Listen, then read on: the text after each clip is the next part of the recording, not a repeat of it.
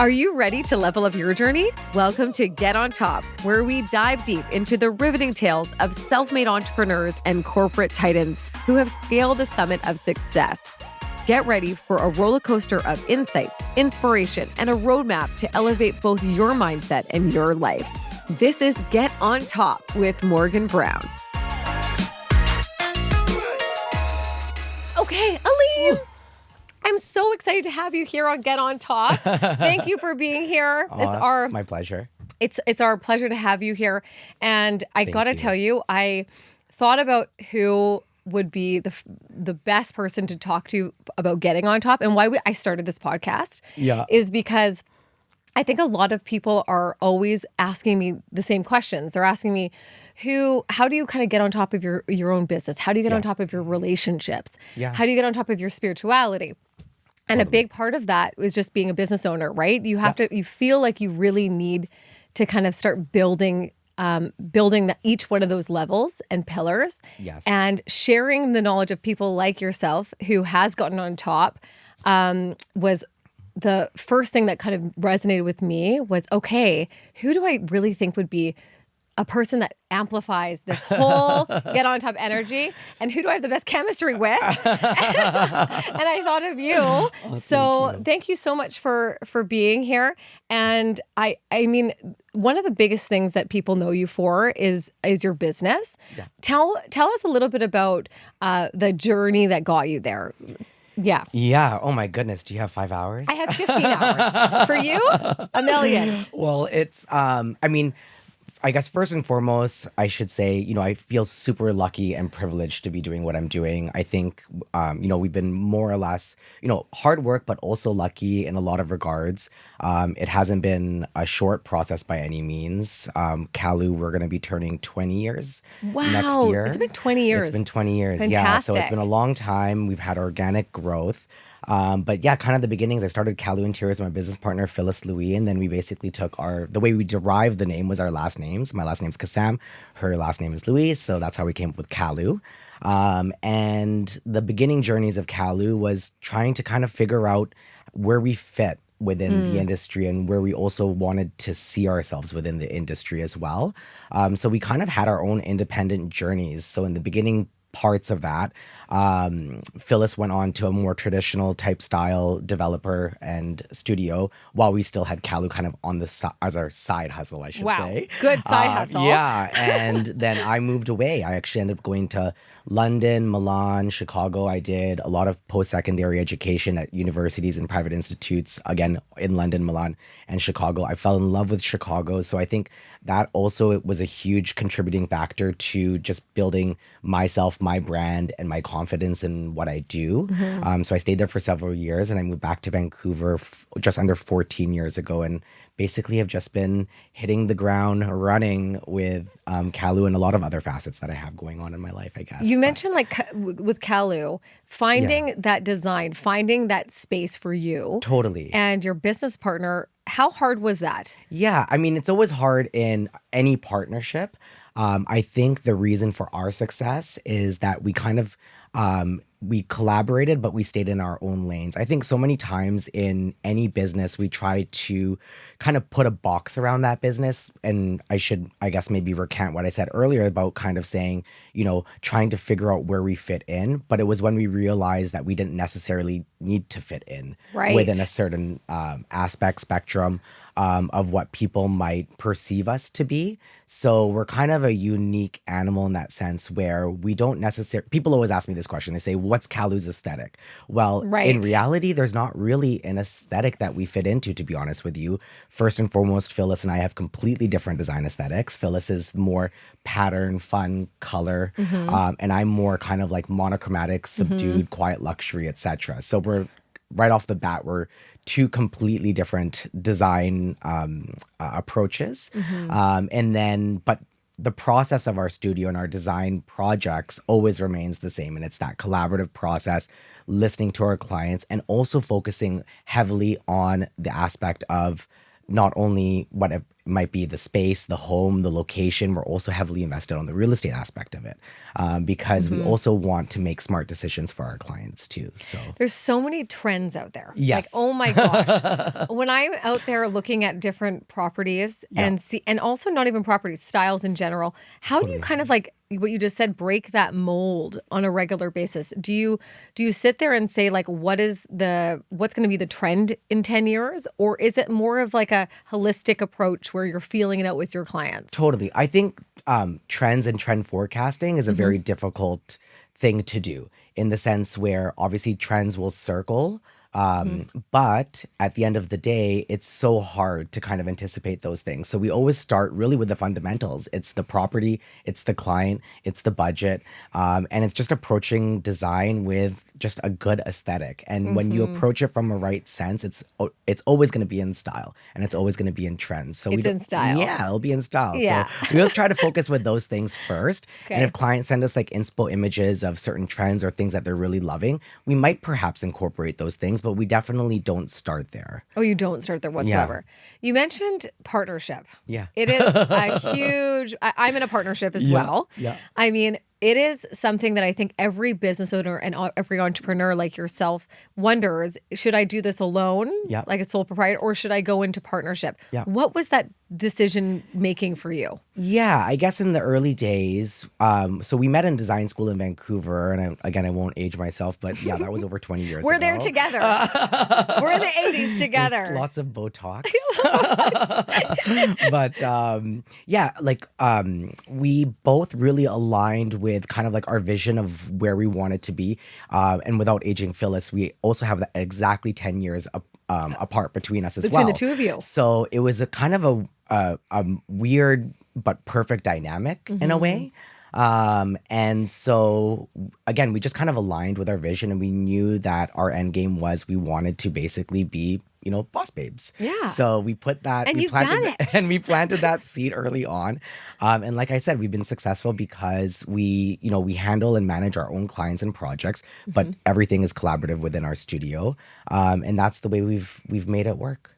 So anyone that's actually thinking about going into partnership, what's your biggest piece of advice for them? Oh, goodness. I feel like, well, you have to start again at fundamentals. So you have to have respect for your partner first and foremost. So having that respect and knowing what each other's strengths are. So as Phyllis has her strengths, as do I, and we know how to lean on those strengths. I think that so many times we try to wear all the hats. I know I probably still try to do that too much. But you have to be able to know when to lean on your partner for certain things. So I think that would be kind of my best advice. That's so true. I mean, when I think of partnership, it's almost like you all want to do so much to show that value in that place.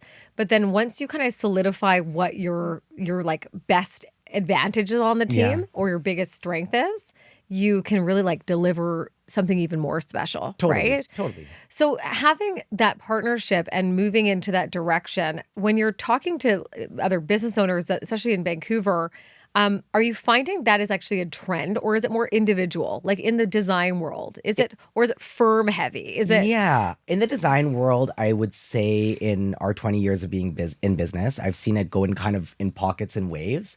I'd say right now I'm seeing more of kind of like a solo studio head as far as like design firms go.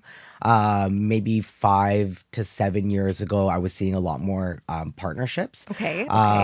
But it's funny because this is why this topic has come up and why this question has been asked to me a lot. Is several of those like really actually like quite successful studios in Vancouver have dissolved since.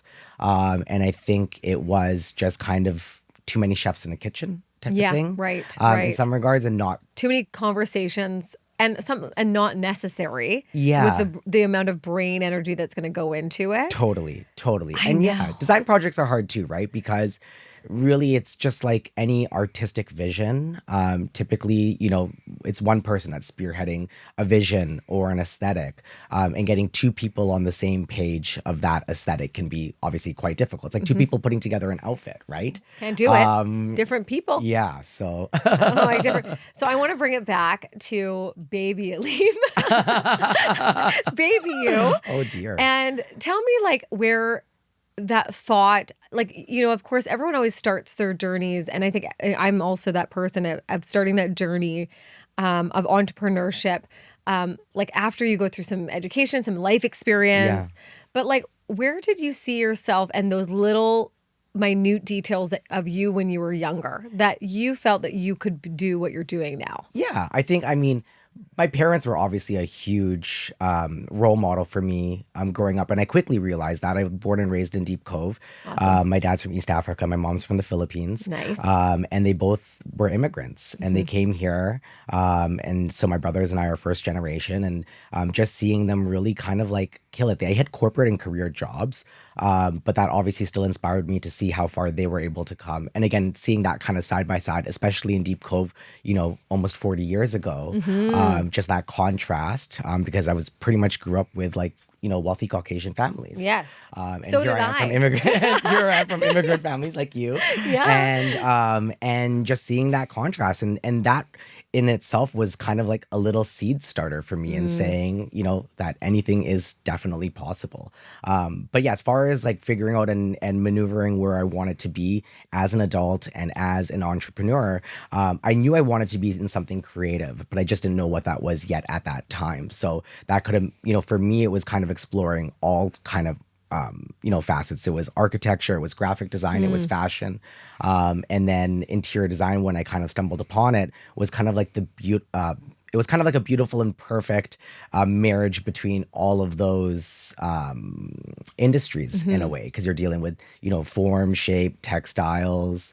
Also, even real estate was an interest of mine as well. So I'm kind of dealing with all of those things in one package, and interior design was the one that hit the nail on the head. It's such a challenging business to be, in general, being an entrepreneur in that industry Yes, is hard. it is. Like I watch what's going on down there and I'm like, oh my gosh. Yeah. And, I think, one of the things that I recognize in yourself is it grew beyond just the company. Yes. Like you Yeah. really took in your own personality to it. Yeah. What was the thought process of how to get from, because I mean, you have incredible following, you have an incredible group of people that just admire your style, your taste, everything, what you just said, all those textiles that you talked about. Where was it where you were like, okay, it's time for me to show this authenticity and go for the next stage? Yeah, it took a while. I mean, after I left Vancouver and came back, that was kind of like the first iteration of like me finding myself in a way. Yes. Because as you know, growing up in Vancouver, I feel like sometimes, again, we try to fit within a certain box and certain parameters. When I left, again, We're highly conditioned. Highly conditioned. And then, I left and I realized that, I kind of had that fresh start and that fresh palette to myself. And when I came back, I had that a different level of confidence, I guess. But then it still took some time kind of figuring myself out in Vancouver and where I, quote unquote, fit in here. And when I realized I didn't need to continue to fit in any regard and just truly be my authentic self, things just kind of happened really organically and naturally. I've always been a huge advocate of always saying yes. So I say yes to a lot of things, even when maybe I should have said no. But it's always led me to somewhere cool. Okay, that's cool to know. Yeah. Where did that, like, when you're saying, is that yes culture? Yeah. Is that to try new things? It is. Like, where's that mojo come from? Because I think everyone wishes they had that same Yeah, guts. I mean, it can be stressful sometimes and exhausting. Definitely, my mom, she's always been a huge yes person, so I would say like I definitely got it Totally. from her. It can Yeah. be detrimental sometimes because, like I said, I should have said no to a lot of things too. But it's always led me to like one thing or another down the chain, and maybe it didn't happen immediately. Maybe it's like 5 years later. I'm like, that's why I said yes to that. So things Yeah. kind of come full circle in that regard. But it's wanting to try things new, putting yourself out there. And I always tell people, what's the worst that can really happen, right? So You have this incredible persona, and like, what's one thing that people, because you, first of all, you had this incredible wedding. Congratulations. thank you. I was like, oh my gosh, I was talking to somebody about you and they were like, he got married and dropped off in a helicopter. And I said to myself, yeah, I know. I've seen it 17 times. Yeah, it was great. Where did that, like, how was it to find because you have a great relationship with your husband. Yes. tell me, how did you find that person in your life? Did Well, that just come to you? I manifested him. You I manifested this Victor. guy? Yeah. No, literally, I found Victor, or he found me. Yeah. We found each other. Yes. Within the first week of me moving back to Vancouver from Chicago. Wow. Yeah, I had kind of lost touch with a lot of friends from Vancouver, and it was kind of at a weird age too, because I left at, like 2021, and I came back as, a full-fledged adult. Yeah, wow. And I didn't really have those like key adult friendships. And one of the friends that I did have recommended, I said, how am I going to meet like a gay guy in Vancouver? Yeah, Like, what do I do? Yeah, like a good one. Yeah, like a good great, one. Great exactly. new one. And he encouraged me to download Grindr. Of all Oh my God, things. yes, the Grindr. First, I know. Brought to you by Grindr. Brought to you by Grindr. And I'm like, no, isn't that just like a hookup app, etc.? Yeah. And he's like, no, just try it out. Anyways, it like for the first like 20 messages, I was like, gross, this is a hookup app. But then Victor will say I messaged him, but I'll say he messaged me. Okay. And it was the first guy that was just like, do you want to go for dinner? I was like, whoa, okay, this is refreshing. And so we went to the Score on Davie. Like I said, I had just moved back to Vancouver. I moved back in with my mom in Deep Cove because I was still trying to find a home. Yes. Just moving back. And there he was, my man in shining armor. And he lived on Davie across the street. And Victor will tell the story really hysterically, but basically somehow he said, I left my toothbrush there, after, a couple weeks of dating, and then I just never left. So, well, you know what? He scored. Yeah, like, at he the scored. end of the day, Exactly. vice versa. Yeah, Do you find exactly. that is like, you're so open with your relationship, Yeah. your guys' style on the social platforms? Yeah. How has it been like? Have you had any like negative or any criticism on your side? Because I'm sure having a lot of people following you, looking at what you're doing, there's gonna be haters. Okay. You'll always have that, I think, in any regard. I think I just try to, somewhat filter that out. So how do you do that? Yeah. I think everyone's wanting to know how you do that. There's certain times that you just kind of put your blinders on. But I've kind of it's always a fine balance. Okay. I've been lucky in the sense where, I have received a lot of encouragement, love, and acceptance throughout my life and career, which has been extremely amazing. But yes, we'll have haters, and there's been a few instances where things have been said in person, and I Right. love that because yeah. now this would have not been me 5-10 years ago, but kind of my mantra now is I kind of approach things head on, and it's not to be combative or to necessarily even change people's minds, because I think that that's not your responsibility. Or right. You can't. Yeah. You But I think what we are responsible for is creating an environment and a community where people have visibility. They can have open Yes. minds. Yes. And they can have a change of perspective. So I'll usually just, like anything, I'll kill them with kindness. That is a And great way that's of being. what I love to do. And then after you've killed them with kindness, you just kill it at what you do. And that's the best. That's the best revenge. I feel like, yeah, you really do shine, honestly, Aleem, with that. I think seeing it in such an open way, like an open, and you guys just being so really, like I really can say that. I think you guys really seem to be so authentic, and I think that's why so many people gravitate to you. I mean, and also, being openly gay and like having that as a very big pillar in your guys' lives Totally. has inspired like so many people to just be more comfortable in their own skin. Yeah, absolutely. It was actually that's something that was really important for us with the wedding. Yeah. Of course, it was, like the wedding of our dreams, and we did it for first and foremost for our friends and family, and then for us.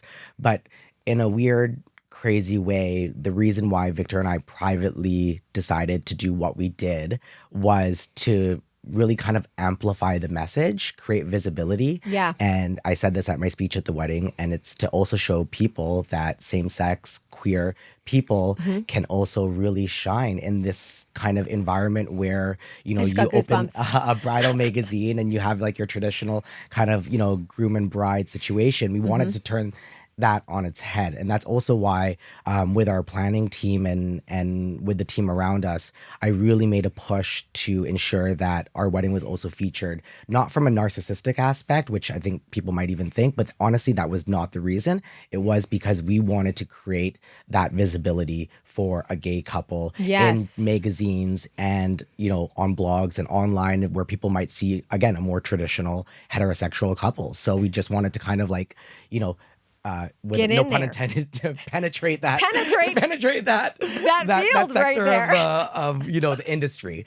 So well, you know what? I think you penetrated it, and I also think that most people in general wanted to see it. You know, I think leaning into anyone's life, having an open book is really hard. Yeah, it's really challenging to just be like very authentically yourself. Totally. I think especially in Vancouver, we were talking about just it being in Vancouver in general. Yeah, you know, sometimes I feel like I'm way too overdressed for this city. And, and you are too. And I find that style, that take and everything, it's about, for me, it's really about just being joyful and happy, right? It's like you want to live in that rising space all the time, right? I always say when you kind of dress for yourself, authentically in yourself and what brings you joy, you bring that to you as well.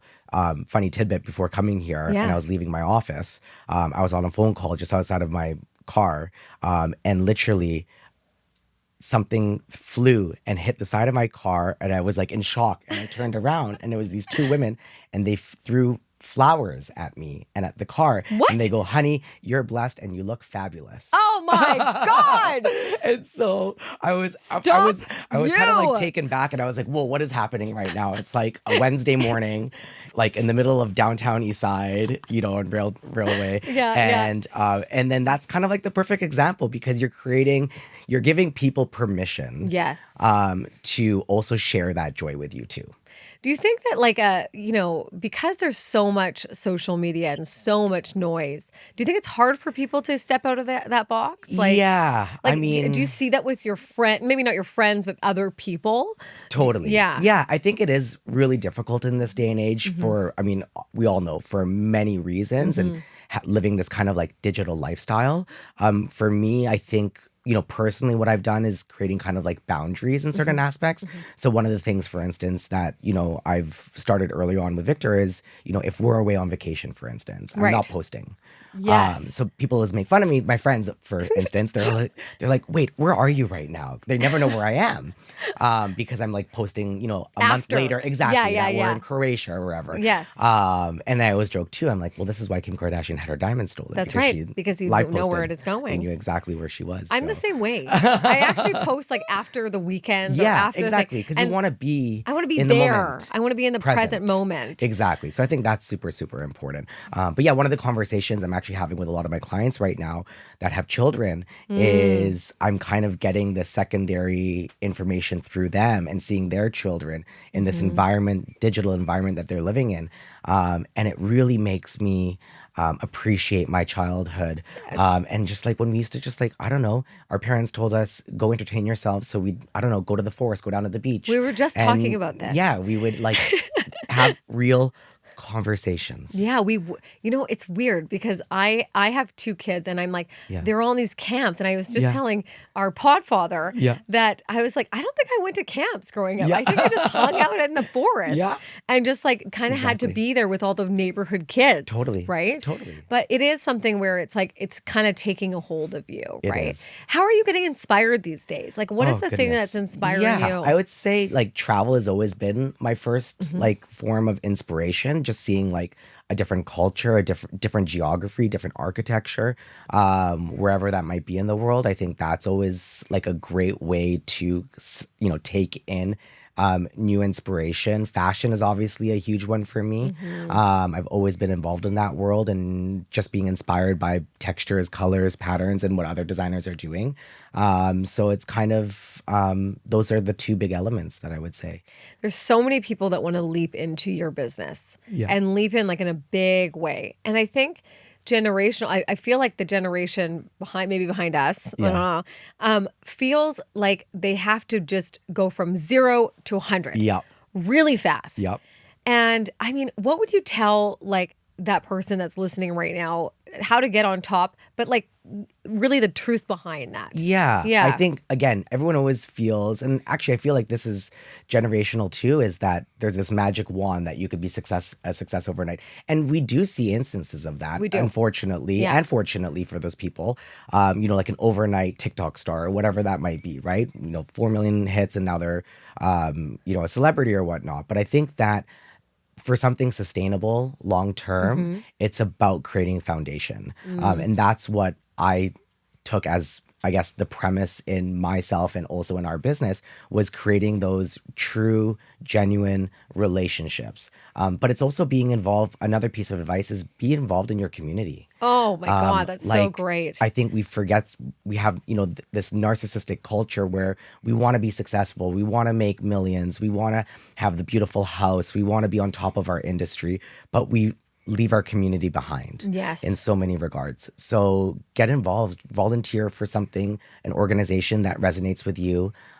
For me, it's been a lot of different types of organizations and committees, but more recently it's community. And it's community, I have to plug community. Shout out. And also just being there to represent and help provide support to our queer youth. Yes. And also and don't forget about the aging population too, because we wouldn't be where we are today without them paving the way forward for us. So there must be you're such a giver, which I really have so much respect for. And it's funny. I see you giving back in so many different ways.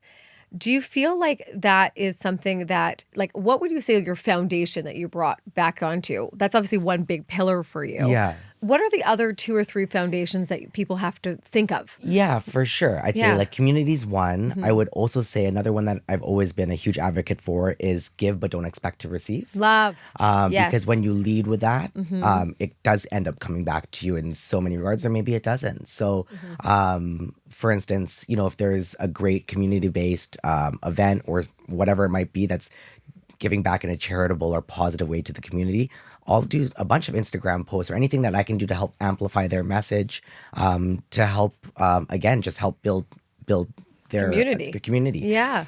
So I'd say that's a really important one. I know I said the kind of like the yes factor is a foundation for me as well. So saying yes and being open to taking risk or putting yourself out there, and just do things honestly.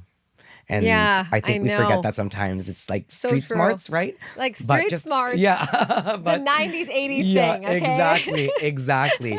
But just be honest. Do you find, I find you're so good about kind of having those foundations. Do you ever feel like in your career, you ever had that imposter syndrome? Like, did you ever, because you were so young, you were traveling the world, and then you came back to a kind of a more of a, how do we say, Britishy kind conservative vibe here. Yeah. Did you ever feel like you kind of you felt that imposter syndrome? And if you did, how did you overcome it? Yeah, I guess in the beginning you hit the nail on the head, because when I came back, that's when I noticed the largest contrast in where I was to where I was now. And I felt not only the imposter syndrome, but I also felt a little bit like I was. I guess the best way to describe it is almost like a puppet or a clown, Ooh, I guess, which has obviously negative a very connotations. Cool puppet. Yeah. But when I started to kind of relinquish the external perceptions of who I thought people thought I was, and I just eliminated that completely. And what mattered was the way that I perceived myself rather than others. That's when I had like a real cognitive switch in like I can own it.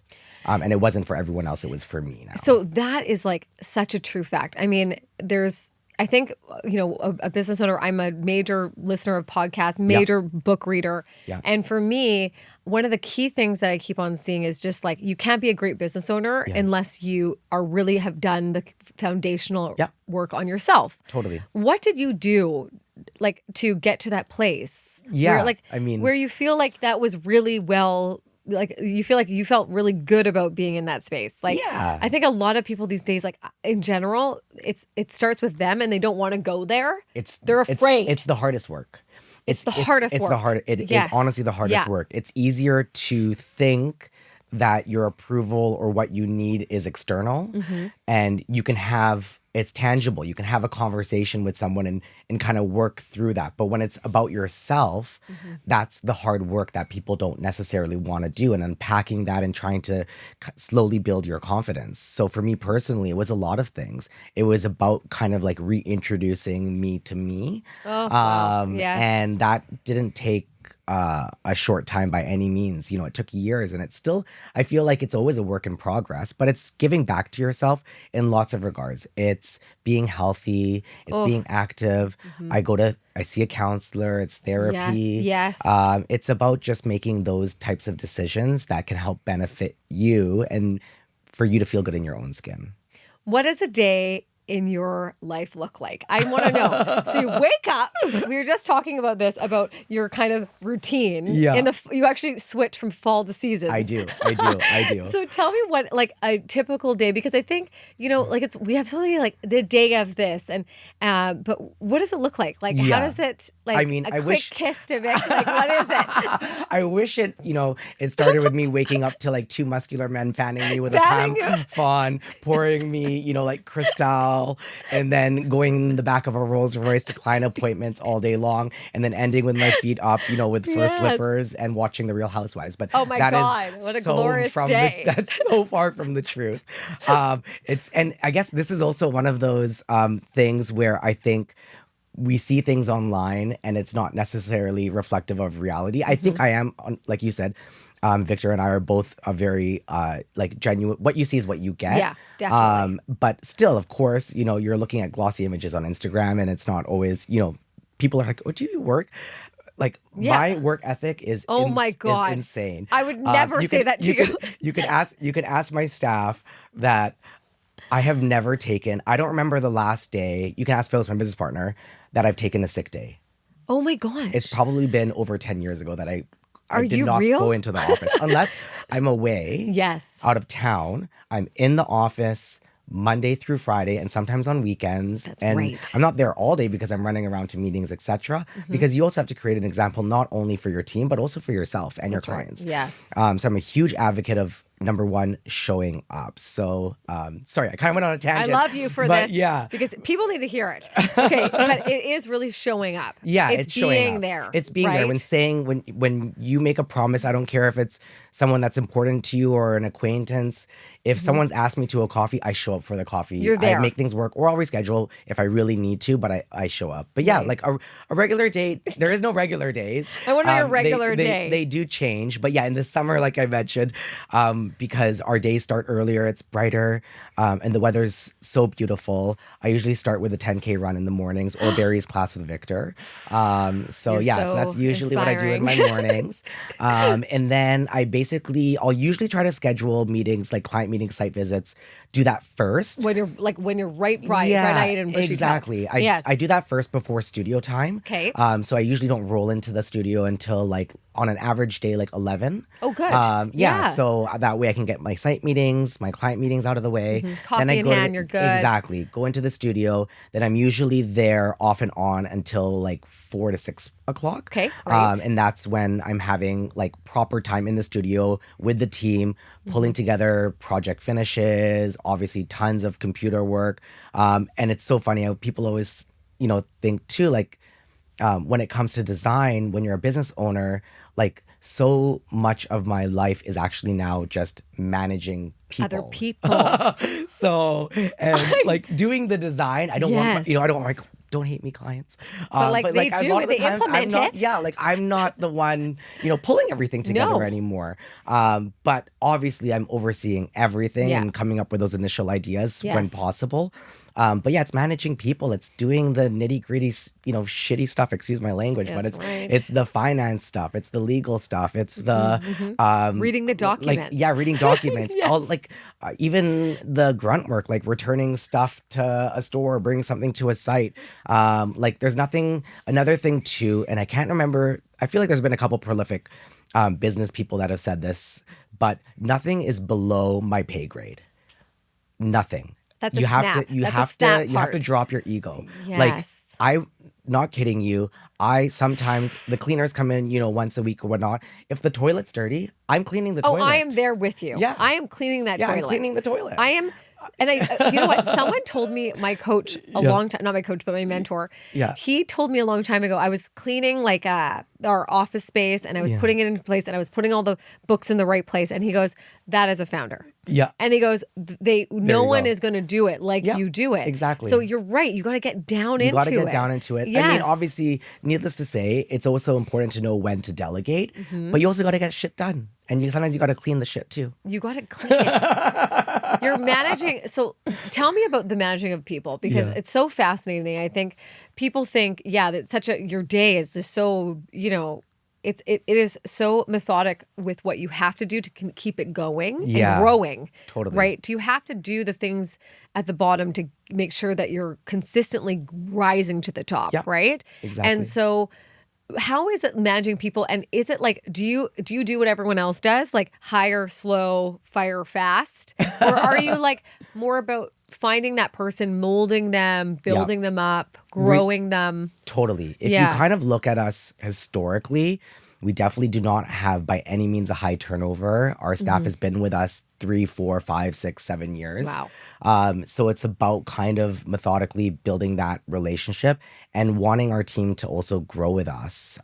Because when, one wins, we all win. That's right. So it's kind of building and molding and helping the team thrive together. So that's really important for me. I'm not a huge advocate or fan of using and losing people, or just when it benefits you or when it can benefit the business, because that's not sustainable either. So it's really what checkpoints are you doing to make that team thrive? What is it that you're doing to get them to like the next level? Yeah, totally. I think it's a lot about checking in. I know, we're guilty of this too. There's only so much time we have in the day. I wish I could Tell me about it. I'm a terrible trainer. Yeah, but we have Tamara's sitting right in front of me. It's checking in with people. It's also ensuring that you're also creating a dynamic environment. So getting people out of like routine as well is really important. Okay, yeah. It's doing fun things. We took them to Palm Springs last year. So it's doing fun things. I gotta get that. She's staring at me like, what? You're not past probation yet. But yeah, just doing fun things, doing things outside of your comfort zone. It's also building like really fun relationships with people that you like outside of your company, also and outside of your company too. So it's those things that help to sustain. Okay, so it would be remiss for me to ask you because you're so creative and you have so much, where are you seeing these trends going? Like, where do you see, it's tough. I gotta tell you, I've renovated properties before too. And, a lot of people do them to sell, right? Yeah. It's a different type of design. Totally. But then, I think, I don't know, tell me if I'm wrong, but I'm noticing like less people are doing it and they're doing it for other people now. And they're really doing it for themselves, like their own design. For sure. Right? We're definitely seeing way more of that. We've always had a pretty diverse set of clients and projects and business that kind of comes through our doors. But, a small pocket of that are investors that we'll have that come to us and they want us to make, a place beautiful for resale. But I can tell now in the last 2 to 3 years that those investors that are transactional are so much more educated and know that they can't just do a cookie cutter reno anymore and put that on the market. It just doesn't sell. So everything that we're doing today, from a condo renovation in downtown to a custom new build in Coquitlam, we're doing with a custom bespoke approach. Oh, and that is where those clients see that initial higher investment. They also get a higher return and their property is not sitting on the market. So even when a builder comes to us and they're theoretically giving us, 4 spec homes, those are all custom homes. And each one is so unique, different, bespoke. And we're not doing, at least for us, we're not doing like a light and dark color scheme anymore. No. Like that I feel is a little bit passe. It's gone. So we're kind of merging and blending both those schemes, too. So it's just taking a different approach and kind of moving with the market and having a better understanding of what people want. And people don't want what other people have. people do not want what other people have. Did you hear that? I mean, it's so true. It's become so normal now. I think people are realizing and you help such an incredible, I think a variety of clientele, but a lot of the high net worth people, and you become very close with them, close friends. How do you feel like that's helped you kind of rise to the top? And what habits have you seen in those people? Yeah. I think, I've always been, again, a firm believer in when you're doing someone's home, especially, it's like the most personal thing you can do. Like you're dealing with their assets. They're probably one of their largest assets, their home. They're dealing with their finances, their money. And you're literally seeing everything top to bottom. Their underwear drawer, everything. Like you're seeing you're seeing everything. So I'm in there's the a lot same of lines business. that get It's too much crossed in the process. So establishing kind of, a repertoire, a friendship, it's trust. Trust is like so key for me. If you don't have trust from your client, then invoices are going to get questioned. They're going to question your design decisions. They're going to want to see 25 other options. It's not efficient. You end up losing money on a project. When you can build that trust first and foremost, then it just paves the way for the project, because suddenly you don't need to have a meeting about everything. No. They trust your opinion and they follow suit. So that trust with that group. Yeah. Absolutely. Is so important. I mean, a lot of the clientele that you're building out, again, that relationship building. Yeah. How many times have you done one person's house, like, or property? Has it been like 5 repeats, or what did you? Oh yeah, I don't even know what our record is right now, but we do have a client right now that we're doing their maybe 6th or 7th home. Gosh. Yeah, That's and it's pretty so often. special. We actually have a lot of them right now. We probably have a good handful of clients where we're also building and designing their like maybe 3rd home as they kind of grow their family. They, we might have renovated a condo for them, then we renovated a home, and then we built a home for them, and then they're on to baby number 2, and they kind of want the forever place. Wow. So we're kind of there with like, I'd say maybe 6 or 7 clients right now. That's so special. And you get to see their whole family grow. Yes, I know. That's so special. It's to so see special. People evolve and change. Also the aesthetic, actually, I never really thought about that too. Seeing like, I'll look at like a project I did for clients, 12, 15 years ago. I have a family right now. And I was like, okay, like, those were some choices, but overall, it also can.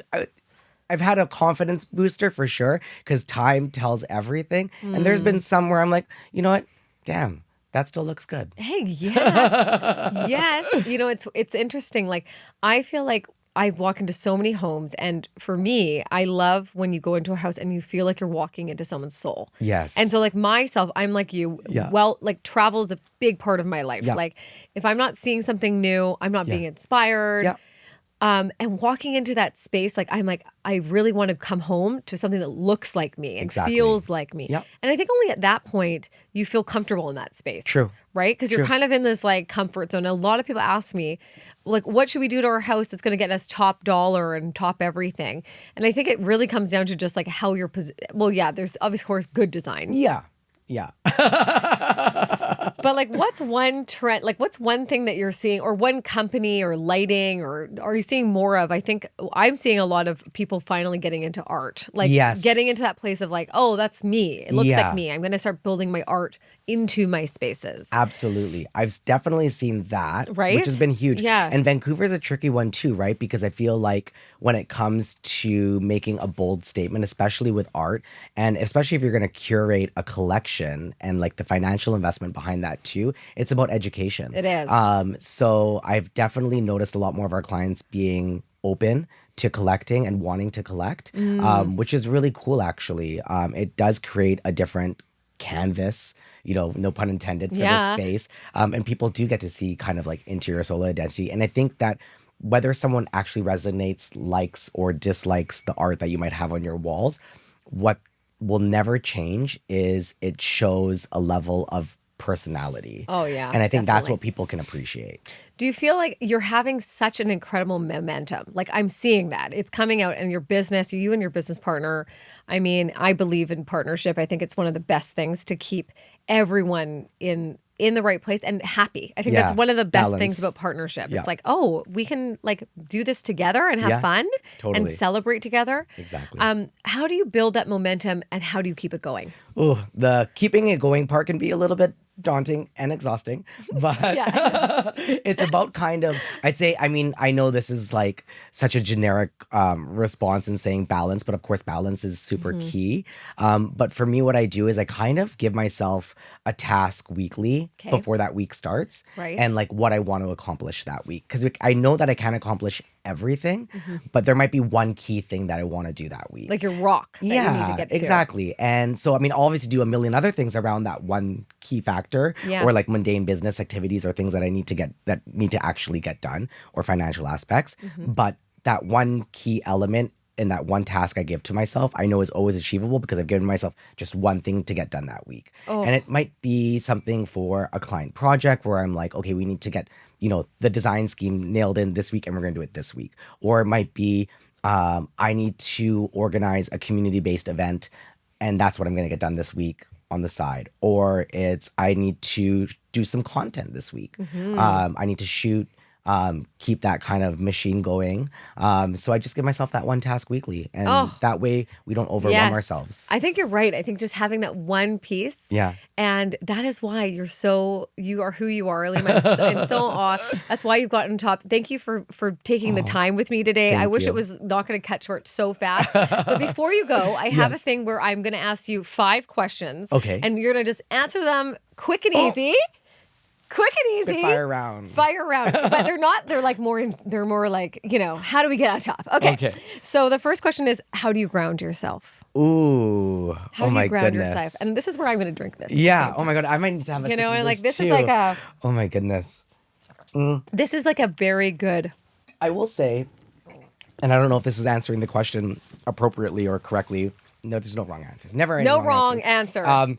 But I would say honestly, whether it's in the fall in the evenings or it's in the mornings in the summers, my runs, like I run the seawall and literally, you know, feet to ground, and I look around me and I just feel that keeps me grounded in like physically, mentally, spiritually, in like so many ways. And you get to see the city from a different perspective as well. Kind of like the outside in. Oh, I And agree. then bordered I by the agree. nature. Yes. And one of the things that I'm a huge advocate for as well in that like grounding process is, without seeming too literal, is it literally for me is nature. It's reminding nature. that it's like that respect and synergy.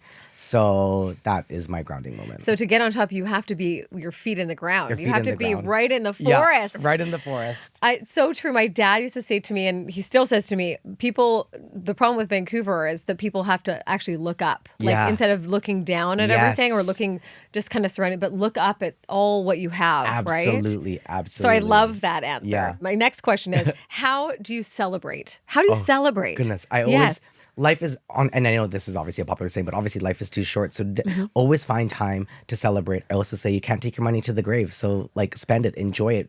The seeds of your success. Oh my God, I'm taking that one. I'm getting a massage this weekend. Exactly. It doesn't have to be like No. a transactional thing either, right? It could No. be. Like for me, it's a lot of different things. It can be a Gucci bag, or it could be a hike. It could be like a trip. So it's like, it's finding that time and a moment to just be like, hey, you know what? I fucking deserve this. I fucking did this. Yeah. I fucking did this. Yeah. I guess what's one thing that you're vibing with right now? One thing you're vibing with. Okay, like so it could from be a like design perspective? anything. Oh, like, you know, oh my goodness. yeah, I think you could say from design perspective. I think right now I'm really loving like bold Ooh. stones. Oh, I love that. Like a I'm just- Carrera. Yeah, like yeah. just and boom. like exactly. Honed Yeah. or like shiny? Both or leathered. There can be a polish moment, there can be a matte moment, but like I'm just loving cool, bold stones. Oh, I love. Yes, I'm in a also total because of the agreeance. nature aspect too, I think, right? So I just went to a really great restaurant in Toronto and I was like, oh my God, this is my house. And you feel like that stone, there's just moving of stone and natural. totally. Got this energy to Yeah. it. What's one mantra that you have to, that you live by, I would think, or manifestation? Yeah, I mean, I guess for me, I always say it's for me, it's the yes. Yeah. I'm just It's like, the yes. it's the yes. I mean, like, again, there could be like negative things to that as well, but I'm like, fuck it. I say yes. I love that. I love that. And last but not least, what is up next for you? What's next for you? Oh goodness. Tell I me never what know. you're thinking. This is the fun part The about yes life part of is it. I never know what's next. And that is what keeps me gets me up in the mornings, because like things can like change like at the skip of a beat. Like I guess like a funny thing that happened for me recently, for instance, is a publisher was like, hey, we just want to do this like little feature of you in a magazine. I'm like, okay, great, for sure. Here's the images. They sent me like 10 questions. I answered the questions. And then like an hour later, she's like, you're on the cover. I'm like, what? Oh my gosh. And so now I keep getting messages from people. It's Live Magazine, and it's like all over the Okanagan right now. Hello. And I've had strangers messaging me like, I just saw you on the better cover. sign one for me. and it's kind of fun, right? So yeah, It for is me, I feel fun. like It it's is fun. continuing to do things like that in those yes moments. Because I was like, do I say yes? And but I said yes. And so anyways, for me, I feel like it's just kind of continuing to grow those arms within the community, within my business. It's, you know, maybe scaling a little bit more, but it's just doing new fun and unique experiences like the magazine. Oh my gosh, that's so exciting. Aleem, thank you so much for My being on pleasure, Get On Top. Morgan. And then let's have some other drink some other time. Yes. We have to do it when we're not in business you. mode. Thank you.